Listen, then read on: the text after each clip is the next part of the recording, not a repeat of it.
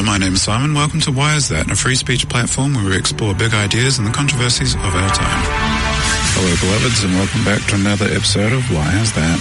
Most people would say they're virtuous, but when pressed on what virtues are, they might be a little bit vague. They hold these beliefs, but they seem to only have a vague grasp on the fundamentals. Why is that? I think this might actually be the first pure philosophy show I've done, and we will be looking at virtues which are tied into ethics and morality. Now, we will be studying Aristotelian ethics, because Aristotle is the philosopher. The very foundation of Western thought is based on the trinity of Socrates, Plato, and Aristotle, with Aristotle being the pinnacle, known throughout the West for centuries as the philosopher. And do you know why modern philosophy is regarded as a joke?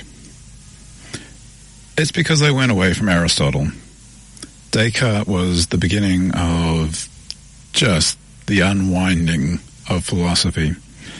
But that's a topic of another time. You know who also sucked? Nietzsche. But he had some good points. But yeah, unlike modern philosophy, which really just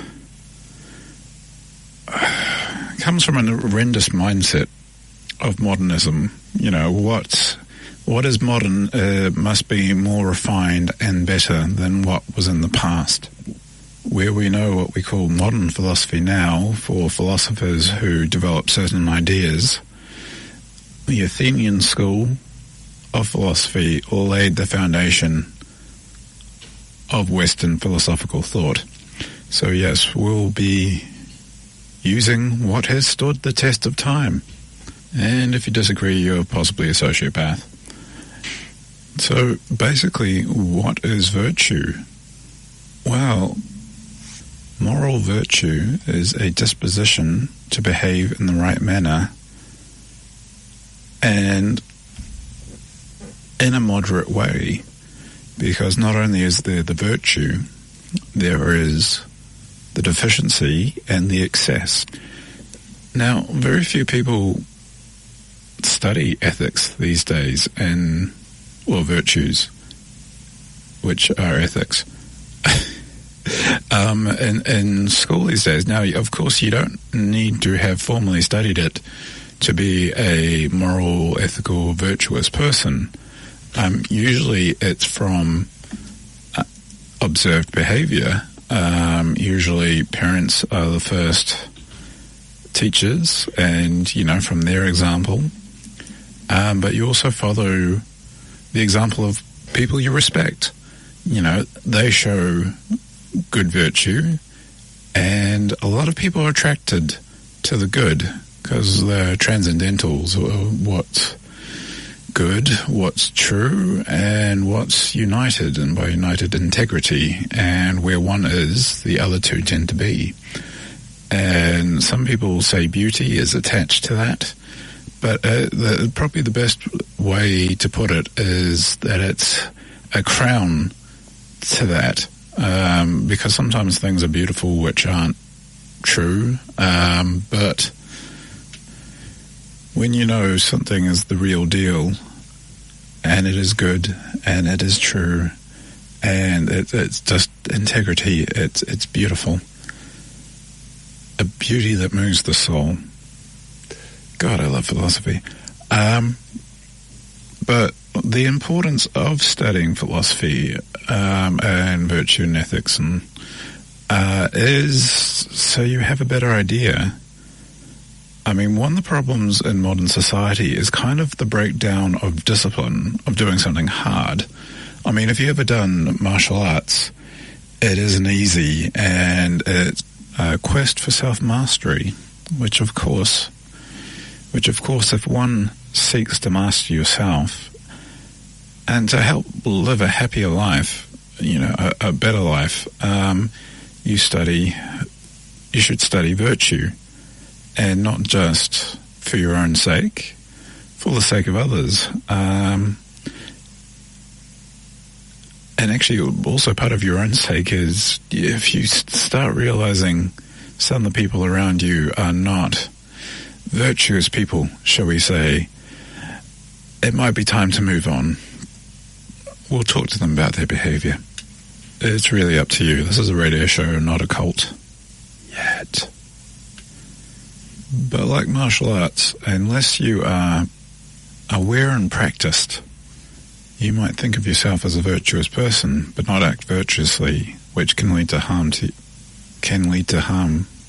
for you and others. And sometimes that harm to yourself is a loss of reputation. There used to be somebody who was a very good friend of mine who I just lost all respect for because of cowardice. It just disgusted. And I suppose this should lead us into as courage is a virtue. Now, a whole lot of people out there, especially men, think when the time comes, they'll be the hero, they'll be very courageous. But when the time comes, they find they just can't, for a better term, man up. And for women, you find feminism is giving them so many excuses just to be cowards. Sorry, it's true. We do have to learn to be courageous. We have to try ourselves. This is why I recommend martial arts. I mean, you see first-time fighters, they're so scared of getting hit.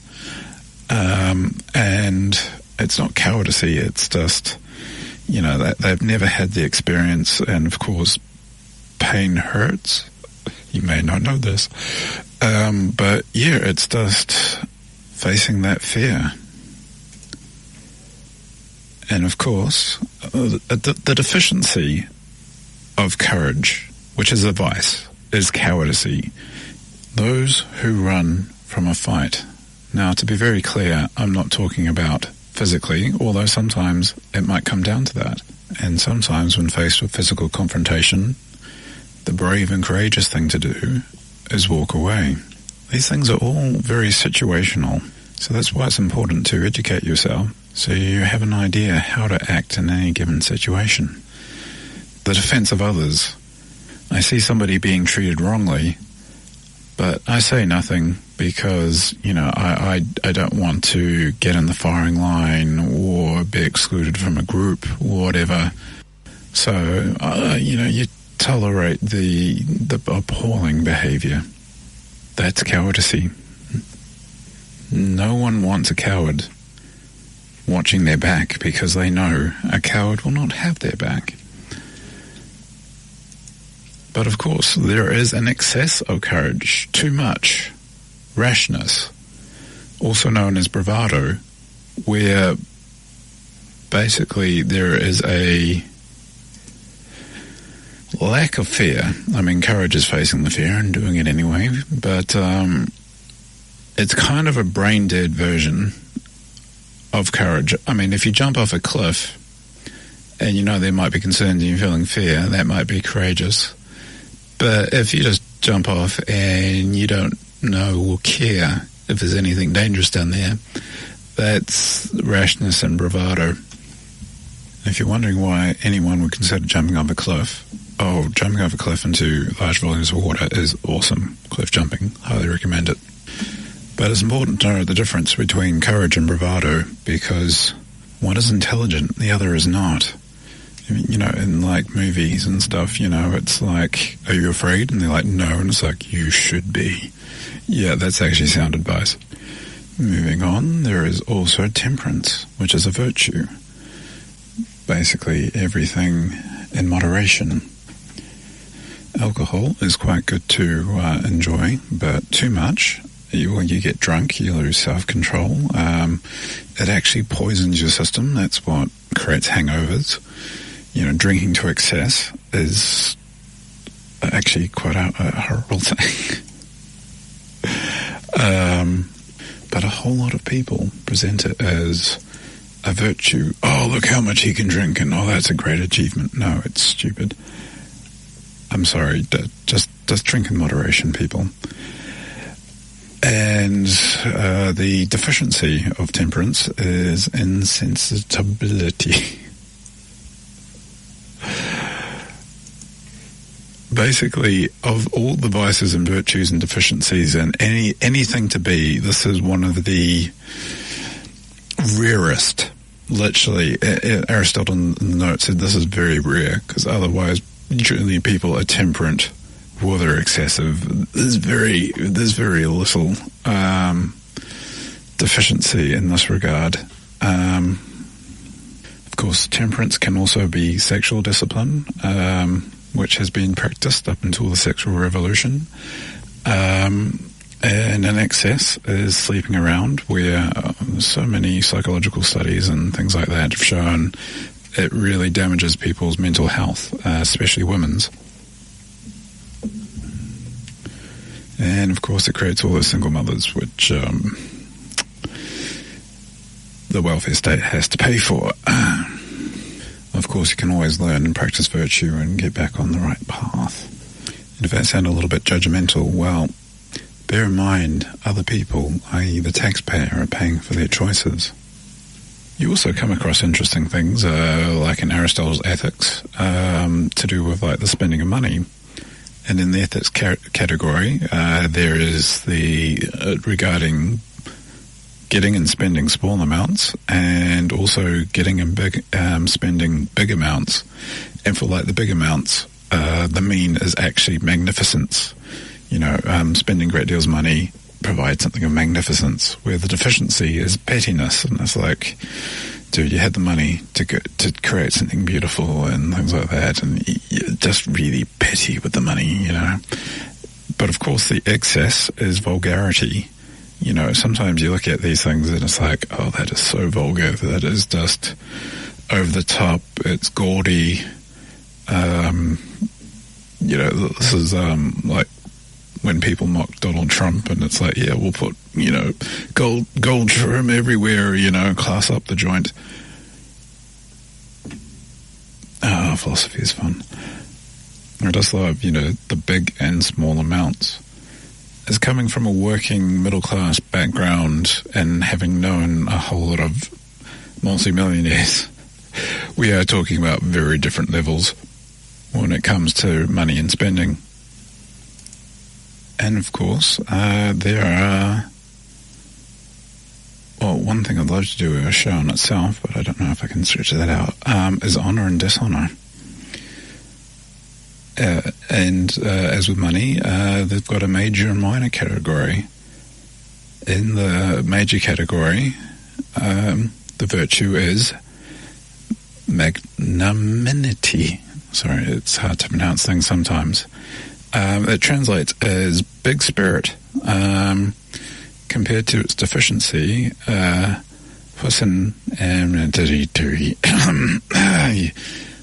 sometimes I hate these words sometimes, and that means puny spirit, where like, don't be such a puss, but where an excess of on dishonour is vanity, where you're just so damn self-obsessed. Vanity, vanity, all is vanity. If you haven't figured out that I'm doing the show off the top of my head, stupid moving, although I should have probably been more on top of that. I'm sure I breached virtue on so many levels there. But probably people would be more familiar with the minor things of honour and dishonour, where the virtue is proper ambition, very realistic and wanting to do better, and the deficiency is unambitiousness, basically being unambitious. You're not doing anything with your life, basically the human condition is all about striving and wanting to do better and be better, and just pure ambition and excess is just, it's kind of a loss of perspective, where you're just so focused, you miss why you're doing it. For example, cheating at sports. Proper ambition is you want to win. But if it's just pure ambition, you're quite happy to cheat. You want success for success's sake. But to quote the movie Cool Runnings, if you're not enough without it, you're not enough with it. You know what I mean? This came from the guy, John Candy's character, who cheated to get a gold medal in the Olympics and had it stripped from him. So he was speaking from experience, that character. Now moving on to one of the more interesting ones, self-expression. We often have to present ourselves to people, to the world, in job interviews and meeting new people, and the virtue is truthfulness. You just speak honestly and truthfully about yourself. And with the excess of that is boastfulness, just going around, oh yeah, I'm so great. Yep. And you might, exaggerate things, and generally people pick up on that, and they don't like it, people who are boastful. But of course, there is the deficiency, understatement. You can undersell yourself.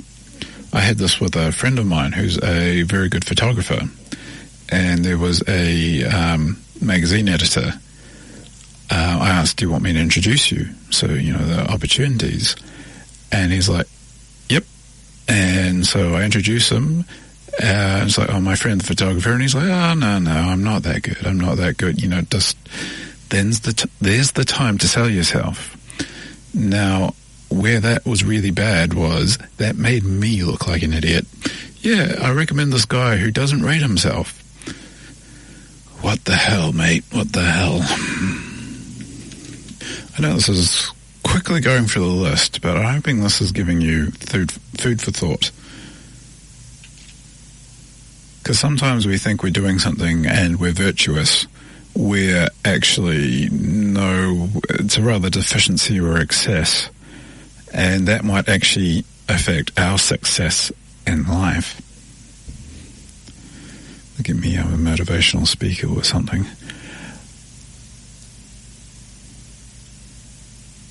Okay, virtue in conversation. Wittiness. Oh God, it's always good to be the intelligent, witty person, isn't it? That is the way to be. And the deficiency is boorishness. Now, a boor is actually a peasant. So basically it's coming across as rude and uncultured. So if somebody's being a bore, and you probably heard the expression, don't be such a bore, you just stop being a pleb, You'll find a lot of people wanting to speak on topics they know nothing about. They usually come across as bores then, even though they weren't meant to sound witty. Now, of course, the excess is buffoonery. Basically, just, a buffoon is just silly with foolishness, where if you're witty, you're engaging, and yeah, I mean, it's humor and comedy is one thing, but being a fool is quite the other. It's always important to have wit, which is also the initials of the show. Why is that? Wit. If you haven't figured that out by now, maybe not witty. Now, how should we conduct ourselves socially? Well, of course, there's virtues for that. I mean, this is just a table I'm reading from, which is done from Aristotle's works. So, of course, his works go into all these things in greater detail, which I highly recommend. Aristotle, just type in Aristotelian ethics, and it'll come up, because he wrote several things on ethics. Now, in social conduct, there is friendliness. It's, it's always good to be nice to people and be respectful, etc. A deficiency is cantankerousness. Being cantankerous is, you're quite aggressive. I probably should have found a translation with the more common translations, but to be cantankerous is basically ill-spirited. Sort of cranky and surly and just short-tempered.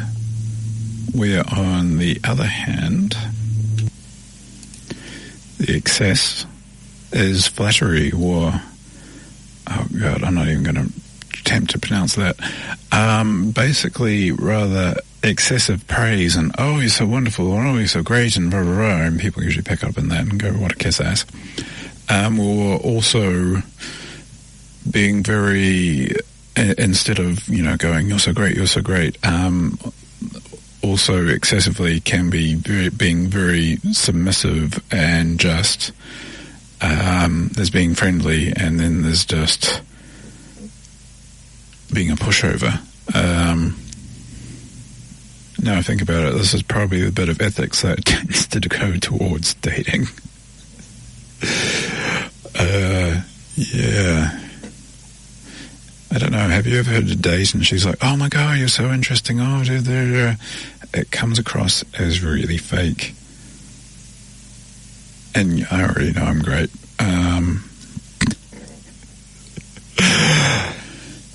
Okay, in shame, as I said before, you could probably find better translations or more, but like modesty is a virtue, and the deficiency is shamelessness. We just have no shame, and sometimes that is presented as a good thing. But no, shame is a very good social mechanism to correct behavior, and sometimes it's important that people have shame. And generally people who are shameless act shamefully, and they don't internalize it, but it just surrounds them. On the excess is shyness, where basically you hide away. It's an excess of modesty, and we're not just talking about, when people talk about modesty, showing flesh or whatever, but, in this regard, you don't show yourself and you just hide away. You put yourself in a metaphorical burqa, I suppose. Now, I'll leave it there, even though there's a little bit more, but that's the thing. There's always more to learn, and it's important to learn. I mean, one of the things about philosophy is, especially Aristotle presents it with the teaching of virtues, is happiness is the highest good. Now, it's also important to note, now it is very important to note that no man is an island, and basically the pursuit of happiness, a big part of it is we all need to get along. Otherwise, we're inflicting not so goodly stuff on each other. So that's why it is good to learn good conduct, so they can be good. Do you see how this works? But philosophy, the love of wisdom, the study of it is for the good life. Basically, if you know what you're doing, you do it a lot better. Where if you're in the dark about how to act and proceed, then honestly, your life isn't that good. You're usually embroiled in conflict internally, and sometimes externally. Just your conduct gets you into trouble, or you surround yourself with people who basically are trouble. But for all those who are lazy and not going to look it up, which is highly, highly unvirtuous, shame on you, shameless people. Aristotle, in his mind, there were 4 cardinal virtues, so which all others stem from. If you get these right, everything else flows. The first one is prudence, which is a practical wisdom and is the most important virtue for Aristotle. And on the next on the list is temperance, basically self-control. You have to have control of yourself to help have control of the situation sometimes. The third one is courage, often misunderstood. Is kind of confidence in the face of fear.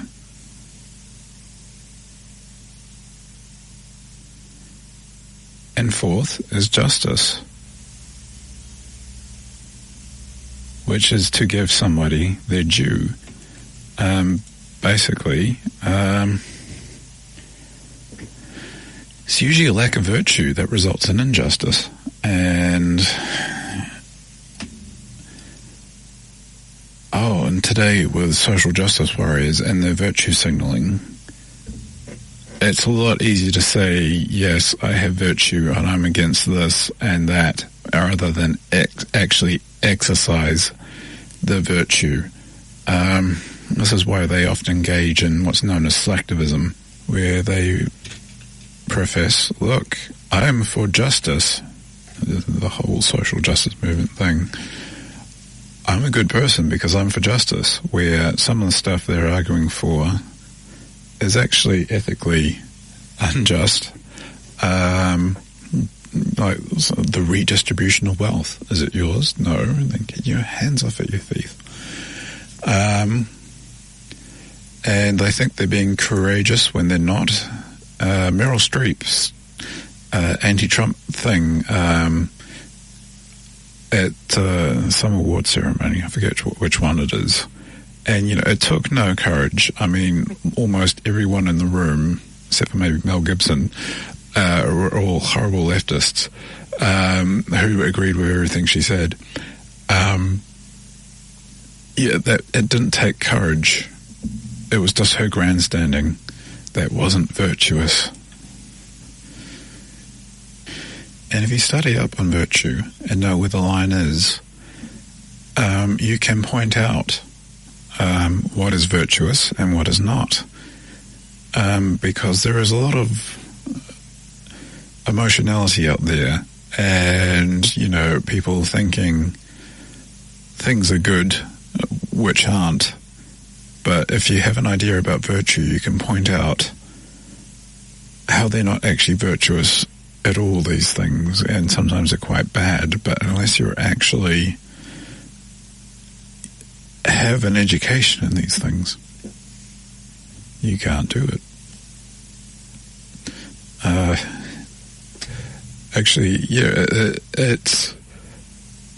It was a while ago, I can't remember, a car accident I mentioned, I think it was a couple of weeks ago, that I was in and got a concussion and whiplash and still recovering from that.